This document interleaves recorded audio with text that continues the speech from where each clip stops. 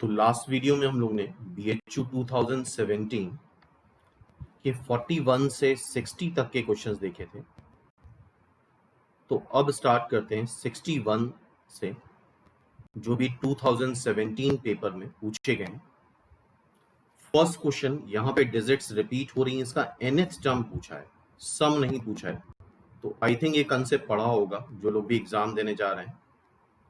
Digits अगर repeat होती हैं, सेकेंड टर्म में 2 बार 5 आ रहा है, थर्ड टर्म में 3 बार 5 आ रहा है, और nth टर्म में n बार 5 आएगा, n टाइम्स।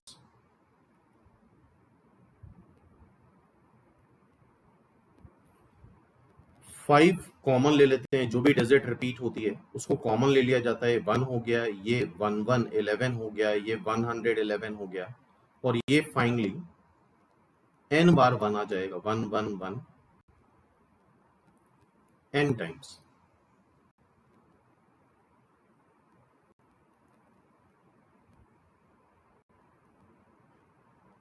नाइन से मल्टीप्लाई 9 से डिवाइड कर लो,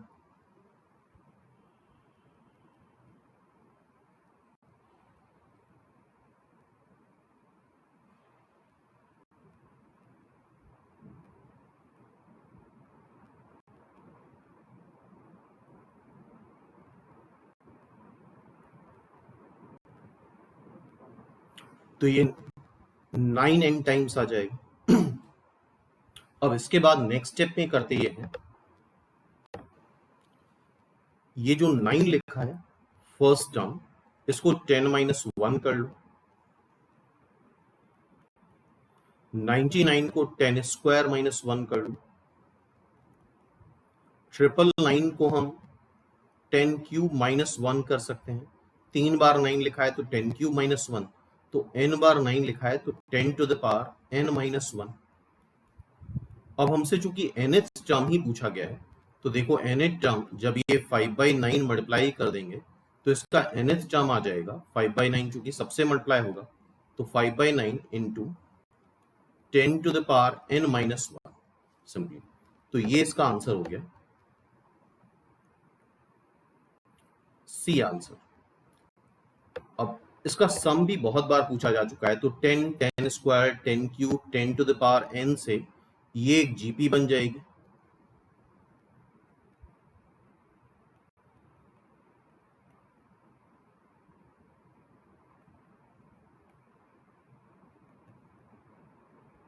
और माइनस वन, ये माइनस वन n बार हो रहा है, तो माइनस n कर लो। 10 से लेके 10 टू द पावर n तक जीपी का सम होता है फर्स्ट टर्म 10 है, 1 माइनस कॉमन रेशियो भी इस जीपी में 10 है, total number of terms n है, upon 1 minus common ratio. 1 n बार 8 सब्ट्रैक्ट हुआ है तो माइनस n हो जाएगा। तो फाइनली ये सम भी आ गया। इसको अगर साइन वाइज थोड़ा सा मैनेज कर लो तो this will be 10 to the power n minus 1 divide by 9 minus n। This is the answer. ये इसका आंसर आ गया सिंपली। नेक्स्ट देखते हैं, टर्म इंडिपेंडेंट ऑफ x। इसमें टर्म इंडिपेंडेंट ऑफ x बताना है। बाइनोमियल में पढ़ा होगा, टर्म कोई भी टर्म निकालने के लिए जनरल टर्म लिखा जाता है tr प्लस 1। tr प्लस 1 होगा n is 12 cr। First term है x स्क्वायर, फर्स्ट टर्म की power n minus r means 12 minus r, and second term की पावर r। अब ये minus 1 to the power r बाहर कर लो, 12 cr x to the power 24 minus 2r, और ये नीचे x की पावर r है तो ऊपर जाके सब्ट्रैक्ट हो जाएगा।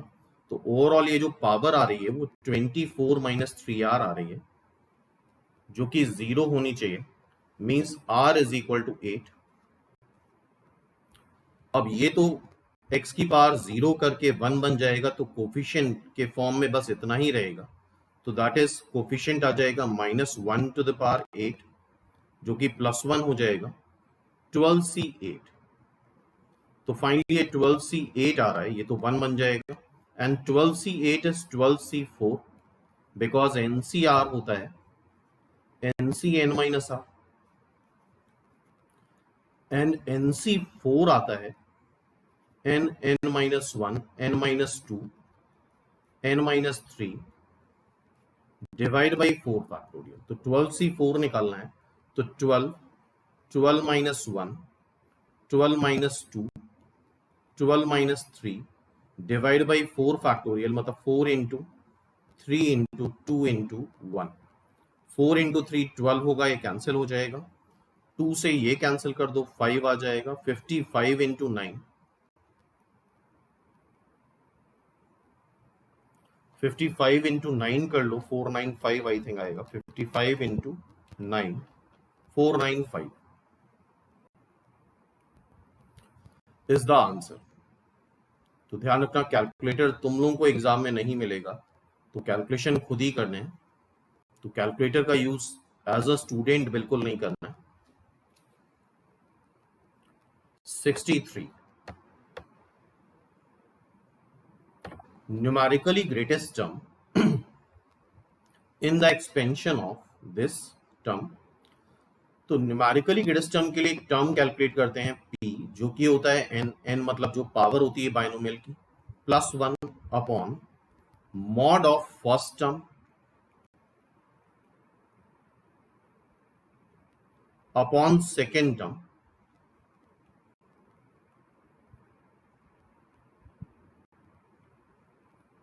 +1।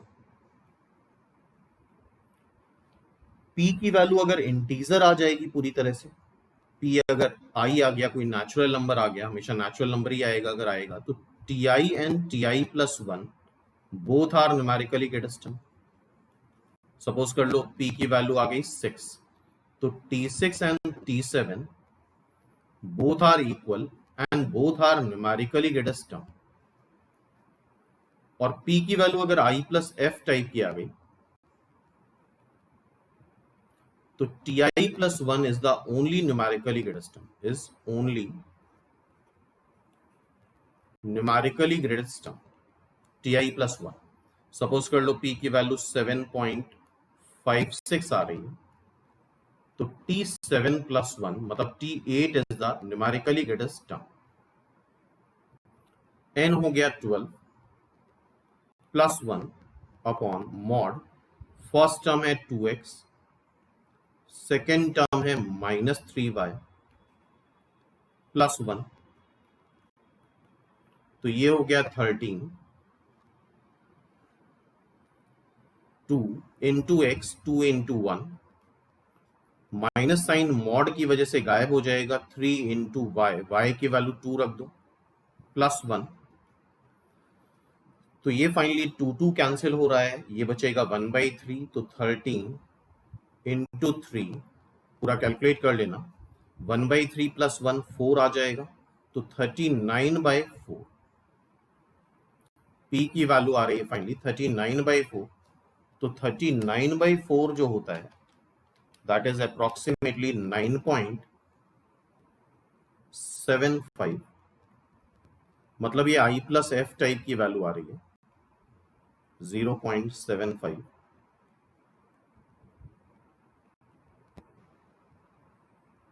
तो t i प्लस 1 मतलब t9 प्लस 1 मतलब t10 is the only numerically greatest term, its answer will be B। तो आई थिंक ये कंसेप्ट भी समझ में आ गया होगा, क्योंकि i प्लस एफ टाइप की वैल्यू आ रही है, तो ti plus 1 is the only numerically greatest term. ठीक है, नेक्स्ट देखते हैं 64, sum of even power of x in this expansion. तो इसका क्या तरीका होता है, क्योंकि ये बाइनोमियल तो नहीं है, तो यहाँ बाइनोमियल कोफिशिएंट्स नहीं मेंशन करते हम लोग, ये ट्राइनोमियल है। x की पावर 0 से जो हाईएस्ट डिग्री टर्म आता है, जो यहाँ पे हाईएस्ट डिग्री टर्म है, उसको 15 से मल्टीप्लाई कर दो, मतलब 2 इंटू 15, तो ये x की पावर 30 तक जाएगा। तो इसको हम ऐसे लिखते हैं a0 constant term plus a1x plus a2x square plus a3x cube से लेकर के ये a30 x to the power 30, तो हाईएस्ट डिग्री टर्म कैसा आएगा, ये बात समझ में आ गई। और सारे टर्म आएंगे कि नहीं आएंगे, हो सकता है एक्स क्यूब नहीं आए तो उस केस में a3 0 हो जाएगा, तो वो हमारी प्रॉब्लम नहीं है, ठीक है। तो ये एक्सपेंशन है sum of even power of x, even power of x मतलब a2 फिर a4, और ऐसा बोला जाता है कि 0 is also an even integer, by definition 0 भी एक इवन इंटीजर होता है, तो x की power 0 is also even power, a0 लिखेंगे हम यहाँ पे, ठीक है। तो एक बार यहाँ पे x को 1 रख दो, x को जब 1 रखेंगे तो आएगा 3 की power 15 a0 plus a1 plus a2 plus a3 plus a4 से लेकर के a30 तक, और एक बार x को -1 रख देंगे यहाँ पे, 1 - 1 0, -1 का स्क्वायर 1 हो जाएगा और 1 की पावर 15 1 ही आएगा, और ऑल्टरनेट प्लस माइनस साइन आने लग जाएंगे, -a1 क्योंकि यहाँ x है, यहाँ -1 का स्क्वायर करोगे तो प्लस a2 आ जाएगा, this is -a3, this is plus a4, this is plus a30,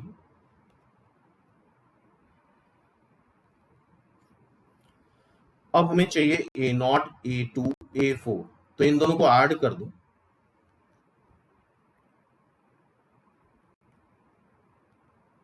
so this will be twice a0 plus a2 plus a4 plus a30,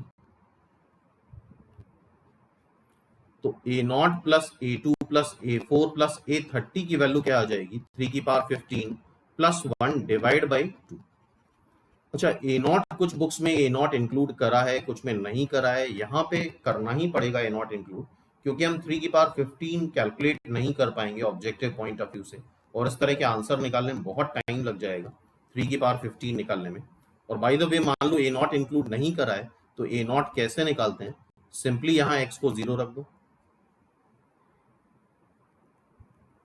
तो ये 1 ये 0 ये 0 ये 1 आ जाएगा, और इधर a0 ही बचेगा क्योंकि x को 0 रखा है, तो a0 की वैल्यू 1 आ गई।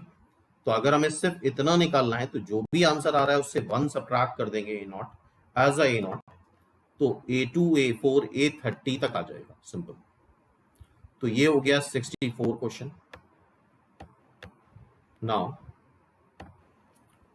65, ये सिंपल क्वेश्चन है, सारे इवन बाइनोमियल कोफिशिएंट का सम पूछा है, तो आई थिंक ये पता होना चाहिए, सारे इवन बाइनोमियल कोफिशिएंट का सम आता है 2 की पावर n-1 c0 से लेके c8 तक ही आएगा, क्योंकि पावर 9 है, तो 2 की पावर 9-1 मतलब 2 की पावर 8 इज द आंसर। 2 की पावर 8 मतलब 2 की पावर 4 इंटू 2 की पावर 4, 2 की पावर 4 होता है 16 into 16 means 256 is the answer. तो सिंपल क्वेश्चन था, शॉर्ट क्वेश्चन था ये। नेक्स्ट देखते हैं,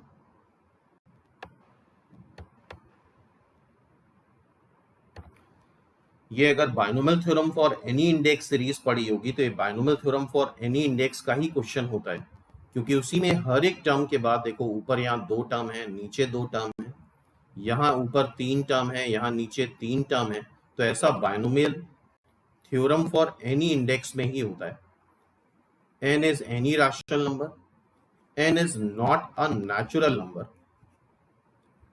तो ये हो जाता है 1 plus nx plus n(n-1) divide by 2 factorial plus n(n-1) n-2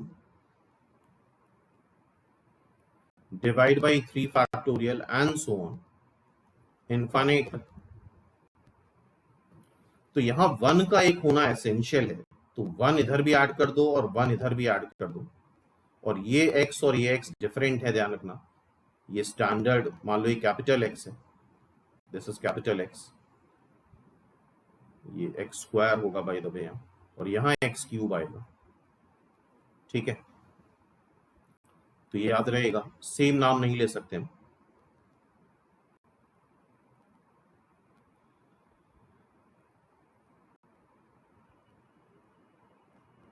तो ये कैपिटल एक्स ले लिया, ये कैपिटल एक्स का स्क्वायर, ये कैपिटल एक्स का क्यूब। इसमें हमने दोनों साइड 1 ऐड कर दिया, तो ये हो जाएगा 1 प्लस 1/5 प्लस 1 इंटू 3 5 इंटू 10। अब हमेशा इस binomial theorem for any index में nx को इससे कंपेयर कराते हैं और n(n-1) divide by 2 factorial into x square को इससे कंपेयर कराते हैं। ये फिक्स तरीका है बिल्कुल।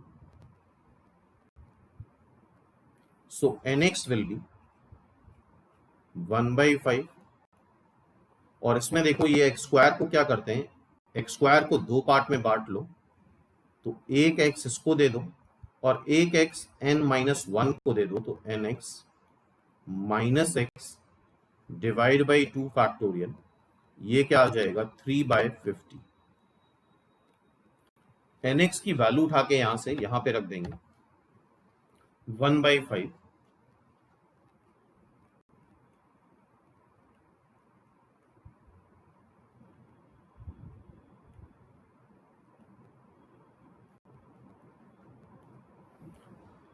1/5 से नीचे 25 आएगा और ये 1 माइनस 5x हो जाएगा। 25 डिनोमिनेटर वाला हम इससे काट देते हैं, 50 से काटोगे 2 बचेगा, 2 भी कैंसिल हो गया, तो 1 माइनस 5x या 5x is equal to 1 minus 3 minus 2, मतलब minus x is equal to -2/5, x is equal to -2/5 आ गया। और nx क्या दे रखा है 1/5,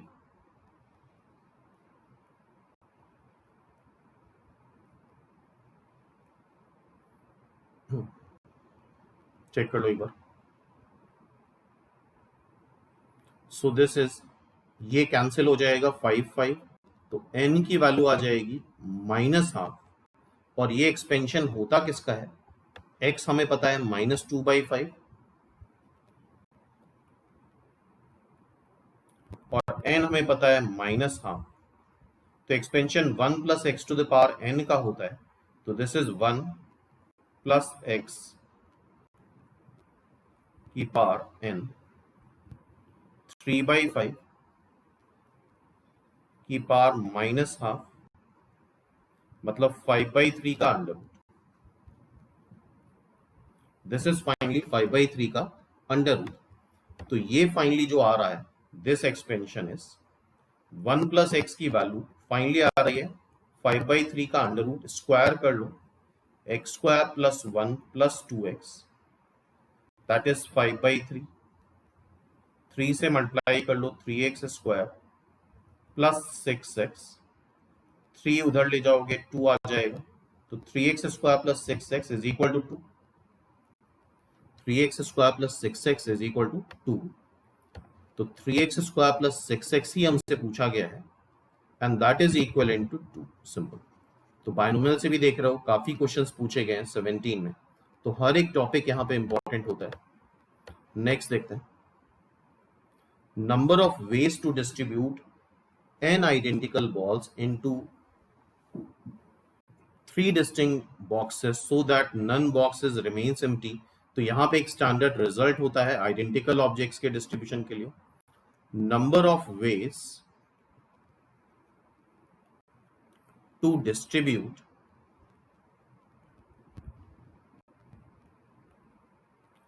n identical items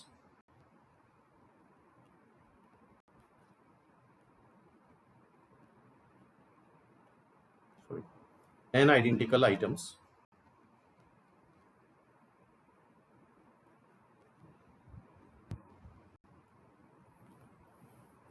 into r different boxes so that no box remains empty।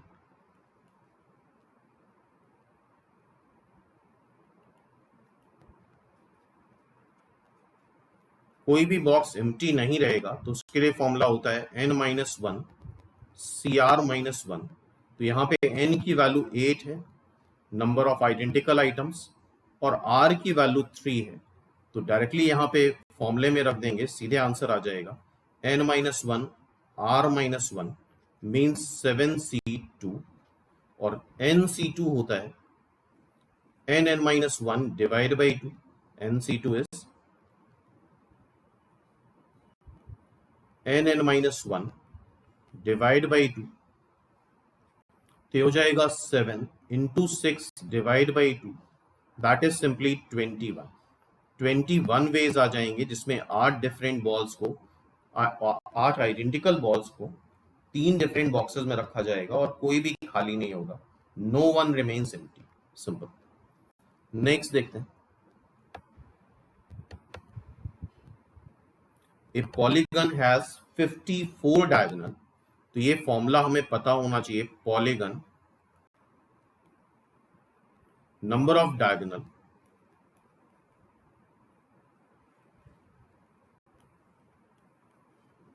in a polygon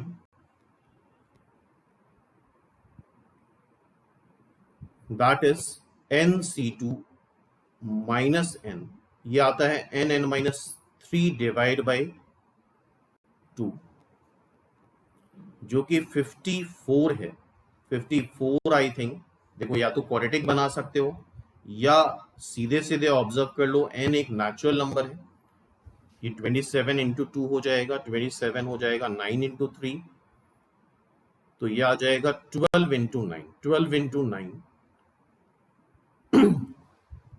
ये 2 उधर ले जाओगे,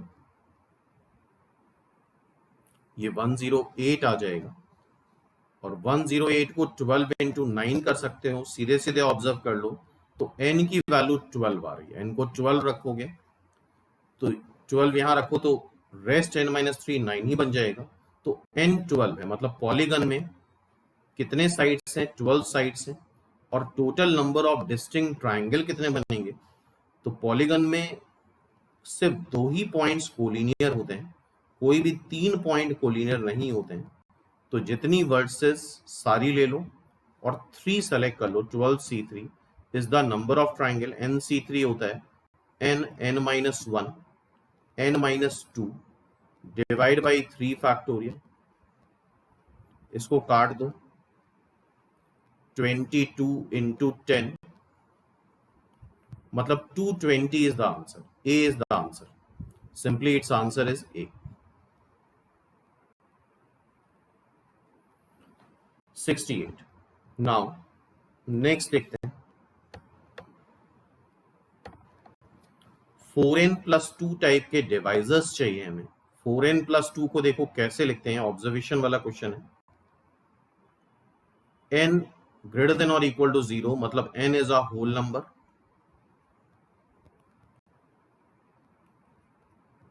यहां से 2 कॉमन ले लो तो बचा 2n+1। ये टाइप ऑफ डिवाइजर है।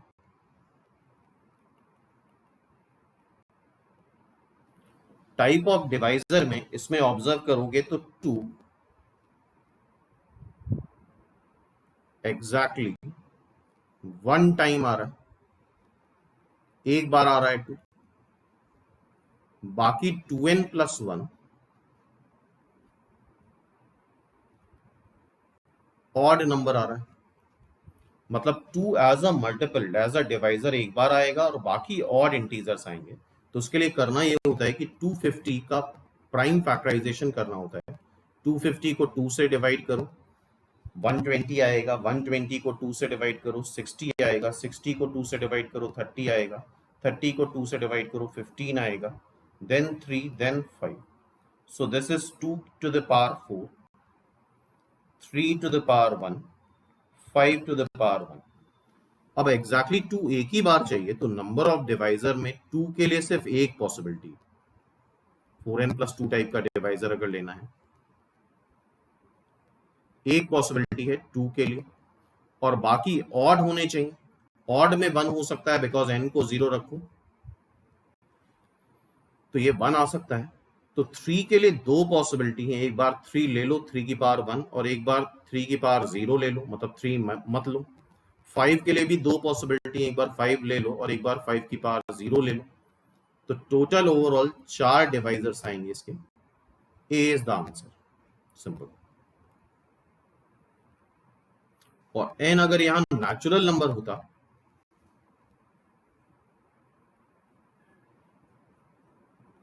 तो ये जो टर्म बन रहा है 2n+1 ये कभी 1 नहीं बनता। तो ऐसे केस में एक डिवाइजर हम घटा देते, 3 डिवाइजर आते, क्योंकि ना तो हम 3 की पावर 0 ले सकते हैं और एट द सेम टाइम के 5 की पावर 0 भी नहीं ले सकते। तो एक पॉसिबिलिटी घटा दी जाती है। तो ये चीज आई थिंक परमिटेशन कॉम्बिनेशन में पड़ी होगी। नेक्स्ट देखते हैं। ये क्वेश्चन है NCR plus NCR -1 is same as n+1 CR. So this is 50C4. R को 1 रखो 55C3, R को 2 रखो 54C3, R को 3 रखो 53C3, R को 4 रखो 52C3, R को 5 रखो 51C3, R को फाइनली 6 रखो 50C3। अब ये जो फॉर्मूला है इसमें क्या है ऑब्जर्वेशन, दोनों बायनोमियल कोएफिशिएंट की सुपर स्क्रिप्ट सेम है और सब स्क्रिप्ट में ध्यान से देखो तो एक का डिफरेंस आ रहा है। तो सुपर स्क्रिप्ट एक बढ़ जाएगी n+1 और सब स्क्रिप्ट जो दोनों में से बड़ा नंबर है कौन सा r, वो लिख देंगे यहां पे। तो पहली बार फॉर्मूला लगेगा 50C4 और 50C3 में देख लो सब स्क्रिप्ट में एक का डिफरेंस आ रहा है तो ऐड करने पे ये हो जाएगा 51C4। 51C4 और 51C3 को ऐड करेंगे तो आ जाएगा 52C4। 52C4 और 52C3 को ऐड करेंगे तो आ जाएगा 53C4। 53C4 और 53C3 को ऐड करेंगे तो आ जाएगा 54C4। 54C4 और 54C3 को ऐड करेंगे तो आ जाएगा 55C4 और इन दोनों को ऐड कर दो तो that is 56C4 and 56C4 can be written also as 5652 C52। तो इट्स आंसर इज डी। तो देख रहे हो बायनोमियल से काफी क्वेश्चंस पूछे गए हैं, सिंपल क्वेश्चन है, अगर प्रॉपर्ली पढ़ा है तो सारे ही होने वाले क्वेश्चन है। अब है परमिटेशन के क्वेश्चन।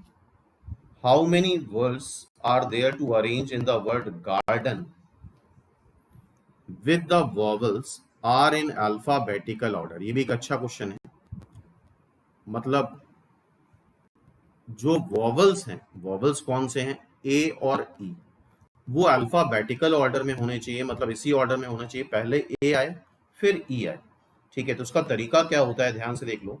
1 2 3 4 5 6 6 लेटर से 6 फैक्टोरियल नंबर ऑफ वर्ड्स बनेंगे। आधे वर्ड ऐसे होंगे जिसमें ए पहले आएगा ई बाद में आएगा, और आधे वर्ड ऐसे बनते हैं जिसमें ई पहले आएगा ए बाद में आएगा, अल्फाबेटिकल ऑर्डर के रिवर्स में आएगा। क्योंकि all possible types of words बन जाते हैं, तो अल्फाबेटिकल ऑर्डर में अगर आना है तो उसके तरीके 720 डिवाइड बाई 2 हो जाएंगे 360, और अल्फाबेटिकल ऑर्डर के रिवर्स आना है ई और ए, उसके भी 360 तरीके होंगे। तो इट्स आंसर इज सिंपली सी। इसका आंसर क्या हो जाएगा, सी इज द आंसर। नेक्स्ट देखते हैं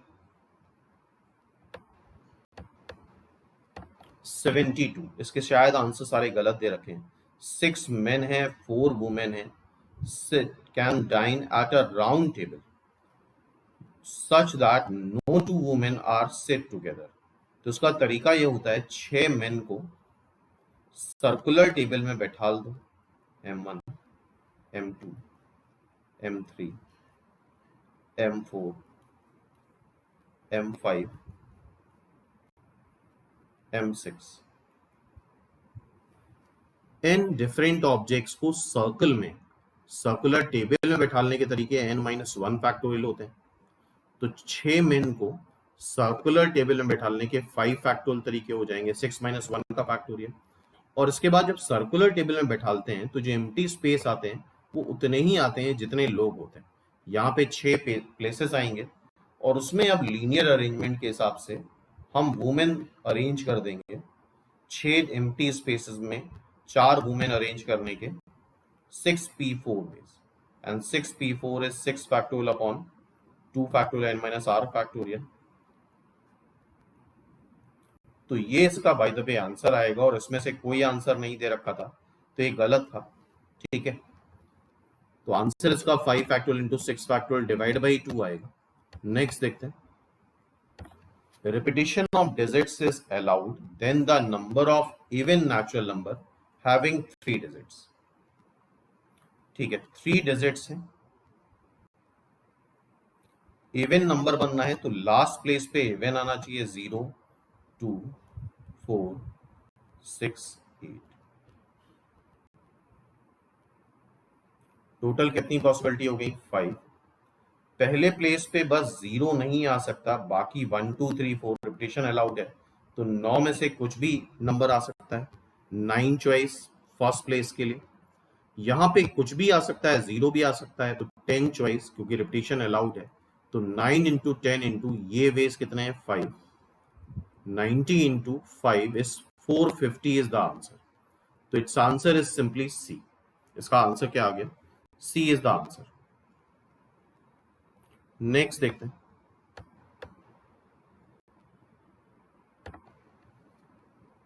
यहां पे एक रिजल्ट पता होना चाहिए। NCR divide by NCR minus 1 करें, डिनोमिनेटर में जो बाइनोमियल कोफिशिएंट है उसकी सब स्ट्रिप 1 कम है, तो इसका फॉर्मूला ये होगा। और ये जो आर यहां आया है, ये ऊपर वाला आर आया है, इसको याद रखना। तो फर्स्ट और सेकेंड से देखो जरा, एनसीआर अपॉन एनसीआर माइनस 1, ये आ जाएगा 84 डिवाइड बाई 36। इसको कैंसिल कर देते हैं, 4 से कैंसिल हो जाएगा, ये आ जाएगा तुम्हारा 21, 9, ये आ जाएगा तुम्हारा 3, 7। तो दिस इज फाइनली 7/3। और nCr upon nCr minus 1, n minus r plus 1 upon r हो जाएगा अकॉर्डिंग टू दिस फॉर्मूला। यहां से एन और आर में इक्वेशन बन जाएगी 3n minus 3r plus 3 is equal to 7r। तो n की वैल्यू आ जाएगी 10r माइनस 3 डिवाइड बाई 3। अब सेकेंड और थर्ड से एनसीआर प्लस 1 अपॉन एनसीआर कर लो, जो कि क्या दे रखा है तुम्हें? 126 डिवाइड बाई 84। ठीक है, 84 डिवाइड हो जाएगा आई थिंक 42 से। 126 क्या 42 से डिविजिबल होगा? हो रहा है, तो ये 3/2 आ जाएगा 42 से डिवाइड करने पे। और इसकी वैल्यू जरा देखो कैसे निकालते हैं। n तो n ही रहेगा, ये वाला n, और ये जो r होता है ये ऊपर वाला r होता है, तो r की जगह r प्लस 1 रख दो, प्लस 1 अपॉन r प्लस 1, तो ये आ जाएगा n minus r upon r plus 1। First equation ये हो गई, तो ये 3r plus 3 2n minus 2r।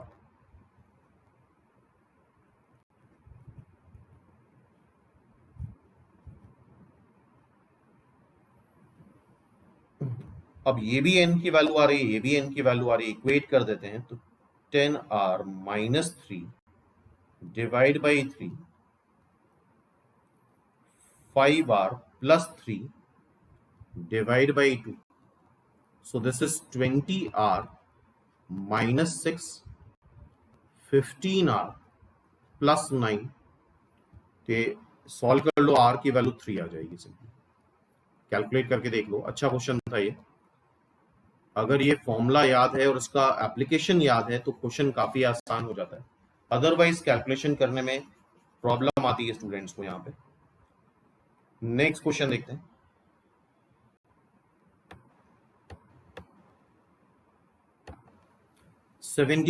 If 5 digit number divisible by 3, तुम्हें पता होना चाहिए कोई भी नंबर 3 से डिविजिबल तब होता है जब उसकी सारी डिजिट्स का सम 3 से डिविजिबल हो। यूजिंग द न्यूमरल्स, ये 6 डिजिट्स हैं विदाउट रिपीटिशन। ठीक है, 3 से डिविजिबल होना चाहिए। एक बार हम 0 को हटा देते हैं पिक्चर से, तो ये 5 डिजिट है। 5 डिजिट से 5 डिजिट नंबर बनना है तो देखो जरा, 1 2 3 6 और ये 9, 6 और 9 हो जाएगा तुम्हारा 15। इन सारी डिजिट्स का सम 15 आ रहा है। इट मींस इससे 5 डिजिट नंबर बन सकता है। 1 2 3 4 5 सबको ऐड करके देख लो, 15 आ रहा है। तो पहले प्लेस पे रिपीटिशन अलाउड नहीं है। पहले प्लेस पे 5 चॉइस, 4 चॉइस, 3 चॉइस, 2 1। सिंपली ये 5 फैक्टोरियल हो गया, दैट इज 120। और अब हम 0 इंक्लूड कर लेते हैं। तो 0 इंक्लूड करेंगे तो क्या हमें हटाना होगा? ऑब्वियसली कॉमन सेंस लगाओ तो 3 हटा दो, तो 0 1 2 4 5। देख लो ऐड करके 12 सम आ रहा है। इन डिजिट्स का सम 12 आ रहा है।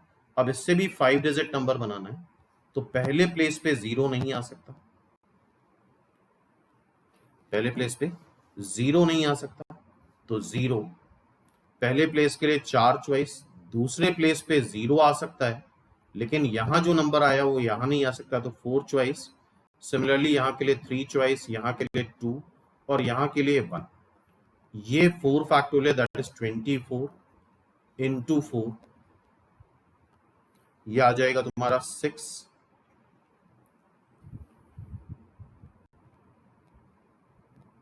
6 और 4 106। 24 into 4 96, sorry, that is 96 plus 120 216। तो simply it's answer is 216। A is the answer. इसका आंसर क्या आ गया? ए आ गया, सिंपल। नेक्स्ट देखते हैं। तो सिंपल बेसिक क्वेश्चन है परम्यूटेशन के। The number of integer greater than 6000 that can be formed with these 5 digit without repetition। तो 6000 से बड़े जो नंबर हैं, पहले तो 4 डिजिट नंबर काउंट कर लें। 6000 से बड़े बनाने हैं तो यहाँ पे 6 आएगा, 7 आ सकता है, 8 आ सकता है। टोटल कितनी डिजिट्स हैं? 5 डिजिट्स हैं। रिपीटिशन अलाउ नहीं है तो यहां के लिए 3 चॉइस। 5 डिजिट्स हैं तो एक डिजिट यहां पे कंज्यूम हो गई, तो अब यहां के लिए 4 चॉइस, यहां के लिए 3 चॉइस, यहां के लिए 2 चॉइस। तो ये हो गया 3 इंटू 24 आ जाएगा 72। हो सकता है इन्होंने सिर्फ 4 डिजिट नंबर ही कंसिडर करा हो, लेकिन एक्चुअल में 4 डिजिट नंबर के साथ साथ चूंकि बोला नहीं है तो 5 डिजिट नंबर भी हमें कंसिडर करने चाहिए। और 5 डिजिट नंबर जितने ही बनेंगे तो ऑब्वियसली वो 6000 से तो बड़े बनेंगे ही। 5 डिजिट्स दे रखी हैं और 5 डिजिट नंबर बनाने हैं, that is 5 factorial, that is 120। तो 120 प्लस 72, दैट इज 192। तो इट्स आंसर इज ए। ए दे रखा है, अदरवाइज कुछ बुक्स में ये कर रखा है कि इन्होंने सिर्फ 4 डिजिट नंबर ही कंसिडर करा है, लेकिन जेन्युइनली होना ये चाहिए कि 5 डिजिट नंबर भी हमें कंसिडर करना चाहिए।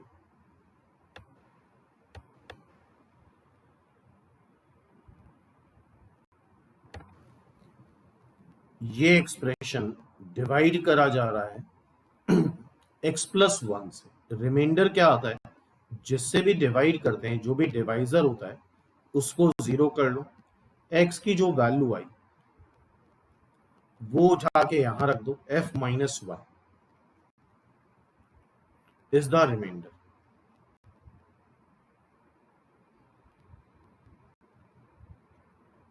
-1 जरा यहां रखो तो 1 +7 +a, और रिमाइंडर दे क्या रखा है तुम्हें 1, दैट इज इक्वल टू 1। तो a की वैल्यू क्या आ गई, सिंपली -7। तो बहुत सिंपल क्वेश्चन था रिमाइंडर थ्योरम का, लेकिन टाइम कम होता है तो कई बार मैक्सिमम स्टूडेंट्स सिंपल क्वेश्चन भी बहुत गलत करके आते हैं। तो बहुत फोकस की जरूरत है, because 120 questions and 120 minutes. A negative है इस क्वाड्रेटिक एक्सप्रेशन में, ये भी नहीं होगा, ये भी नहीं होगा। ए नेगेटिव है क्वाड्रेटिक एक्सप्रेशन में, तो ये ओपनिंग अपवर्ड पैराबोला बनता है अगर क्वाड्रेटिक पढ़ी है तो। This is the vertex. Vertex के कोऑर्डिनेट आते हैं हमेशा -b/2i से -d/4a। ए अगर नेगेटिव है तो इस केस में इसकी मैक्सिमम वैल्यू, y वैल्यू जो होगी,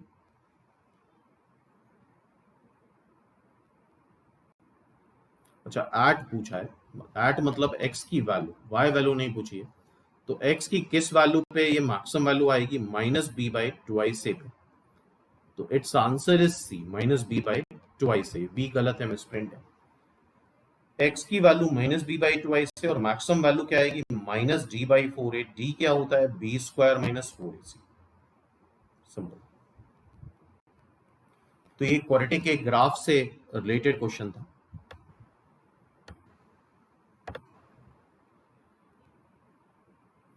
alpha beta are the roots of this equation. तो यहां से सम ऑफ रूट निकाल लो, taken one at a time होता है minus times coefficient of x upon coefficient of x², that is 2। Alpha into beta आएगा 3। ऐसी क्वेश्चन बताने इसके रूट्स 1/अल्फा 1/बीटा है, तो पहले सम ऑफ रूट निकाल लो, 1/अल्फा प्लस 1/बीटा means alpha plus beta upon alpha beta. अच्छा, अल्फा प्लस बीटा क्या आ रहा है, 2 आ रहा है, अल्फा बीटा क्या आ रहा है, 3। और इसी तरह से प्रोडक्ट ऑफ रूट निकाल लो, 1/अल्फा इंटू 1/बीटा, 1/अल्फा बीटा, तो ये 1/3 आ जाएगा। तो अगर दो रूट्स दे रखे हैं और इक्वेशन क्वाड्रेटिक पूछी गई है, तो इस तरह से इक्वेशन आती है, x² माइनस SOR मतलब sum of root into x, POR मतलब product of root is equal to 0। x² minus 2/3x plus 1/3 is equal to 0।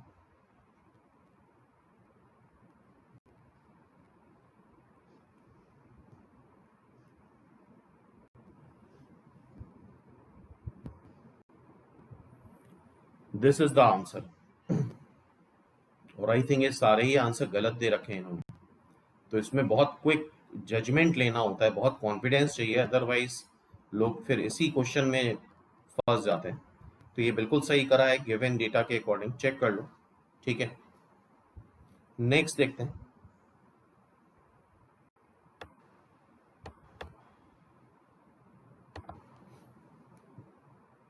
ये नॉर्मल ब्रैकेट है, ये जेई मेंस का भी क्वेश्चन है। Most of the question JEE Mains में पूछे जा चुके हैं।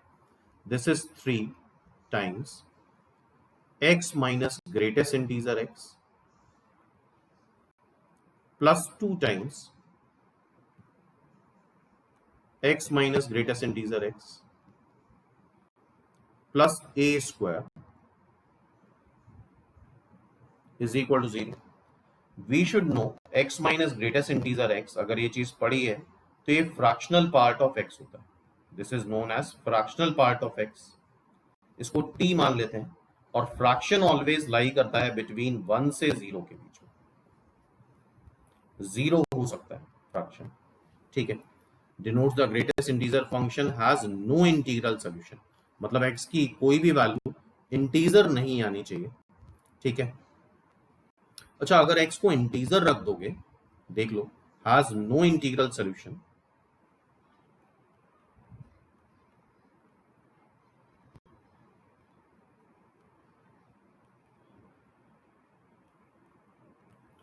मीन्स x इंटीजर नहीं होना चाहिए, कोई भी इंटीजर नहीं होना चाहिए। और x अगर इंटीजर हो जाता है तो उसका फ्रैक्शनल पार्ट 0 आ जाता है, तो उसका फ्रैक्शनल पार्ट, 2 का फ्रैक्शनल पार्ट 0 होगा, 3 का फ्रैक्शनल पार्ट 0 होगा, 5 का फ्रैक्शनल पार्ट 0 होगा।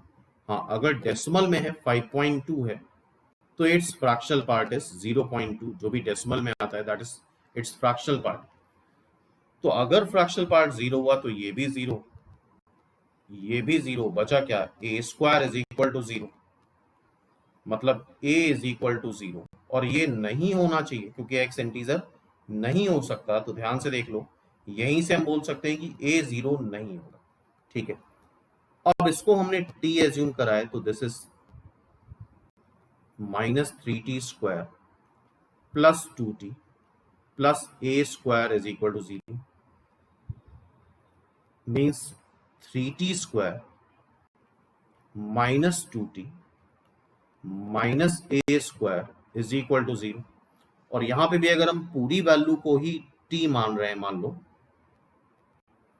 तो ये इंटीजर नहीं होना चाहिए। और फ्रैक्शनल पार्ट इंटीजर सिर्फ एक होता है कि वो 0 होता है। क्या होता है? सिर्फ वो 0 होता है, 1 भी नहीं होता। अच्छा क्वेश्चन है। अब इसमें तुम श्रीधराचार्य फॉर्मूला लगा के, क्योंकि a अननोन है तो डायरेक्टली फैक्टराइज होगा नहीं, minus b plus minus b square minus 4a c divide by twice, so this is 2 plus minus ये 4, ये 12 आएगा, 4 बाहर कॉमन ले लो तो 2 बाहर आ जाएगा, 1 4 3a स्क्वायर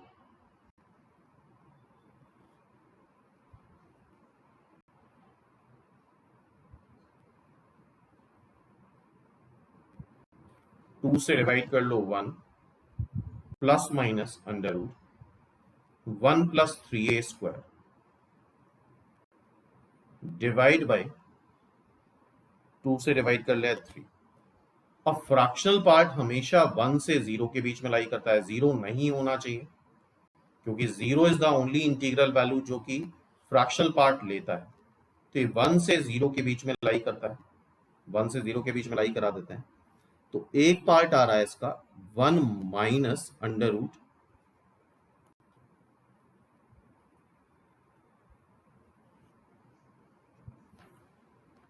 अगर बेसिक फंडामेंटल पढ़े हैं तो अंडर रूट की वैल्यू ऑलवेज पॉजिटिव आती है, अंडर रूट की वैल्यू ऑलवेज पॉजिटिव आती है। और ये चीज अगर ऑब्जर्व करो तो ये 1 से बड़ा हो जाएगा, 1 में कुछ ऐड कर रहे हो, 1 से बड़ा है, और अंडर रूट तुम निकालोगे उसका तो 1 से बड़ा ही आएगा। तो ये चीज श्योरली नेगेटिव होगी। ये कभी भी जब नेगेटिव साइन लोगे, कभी भी ये 0 से 1 लाई नहीं करेगा। तो यहां पे फिर एक ही पॉसिबिलिटी बची प्लस साइन के साथ।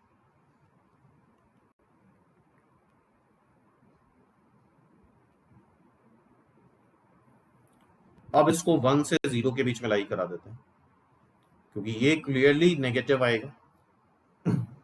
3 से मल्टीप्लाई कर लो उसको।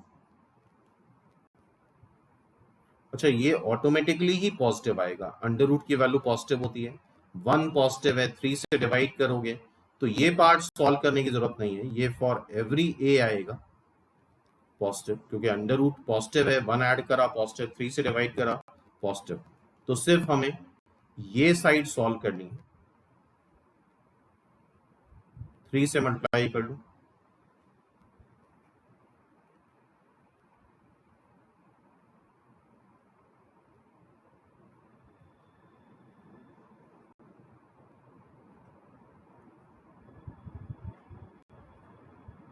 Three a square minus 3 less than 0 means a square minus 1 less than 0।